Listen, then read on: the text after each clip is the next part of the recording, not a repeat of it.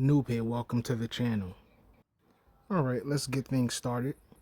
Gonna do a quick breakdown video of Forza Horizon 6 on the Xbox ROG Ally Z1 Extreme chip. So all the footage you'll be seeing here in today's video has been captured on the internal capture system of the Xbox ROG Ally, which is actually really good. So let's break everything down. Being that the Xbox ROG Ally is an actual handheld PC, there's multiple different ways that you can try to scale the games or certain games to try to get the maximum basically smooth performance out of it, which obviously on the AAA games can be very more demanding on the lower end device, but it is very attainable and achievable where you can get playability out of a lot of AAA games on the device, such as Forza Horizon 6. I started out the gameplay on running at 30 frames per second with ray tracing enabled and medium settings, and then all the other settings scaled downward to low, which brought some decent visuals. But here goes the downside. As you see right here, as we start this race, you can see the unstable frame rates.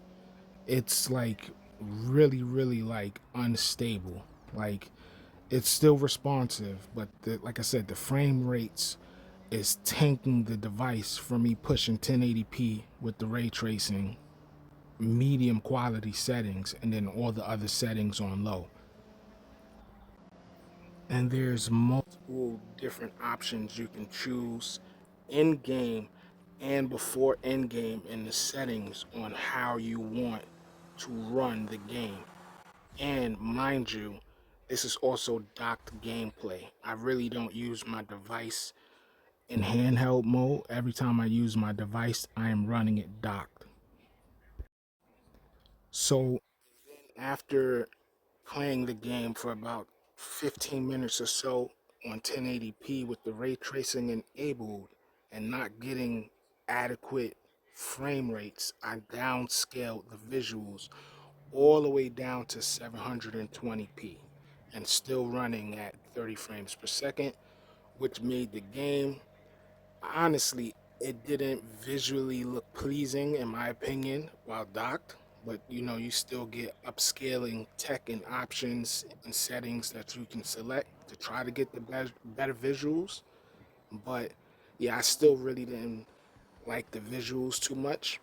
But on the plus side of things, you get a much more reliable and stable frame rate, as you see right here.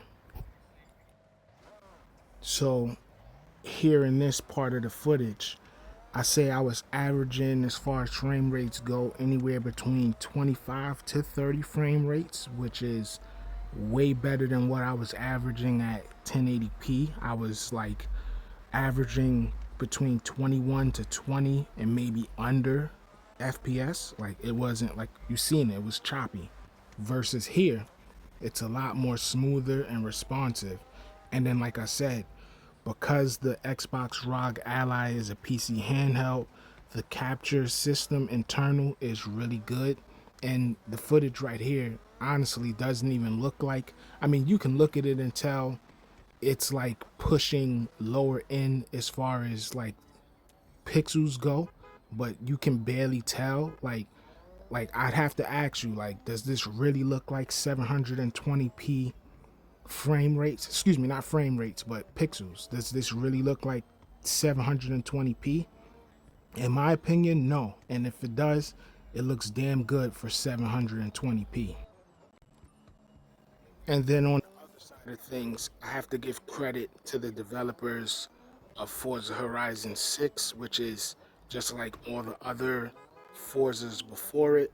They did a really good job when it came to developing the game, and it scales across multiple devices very well, very well. Whether back when Forza Horizon 5 and all the other Forza Horizons before that was on the older hardware like the Xbox One and so forth and so forth. But I'm also using techniques outside of the game as far as scaling the game and getting the performance for I'm using features like the Radeon Chill, which allows me to push for 30 frames per second or higher. I'm also using the RSR feature, which is another scaler technique to give me a sharper image. But I don't want to basically rant or ramble on too long for you guys because obviously time is valuable. But the game is definitely playable on the lower end Xbox ROG Ally.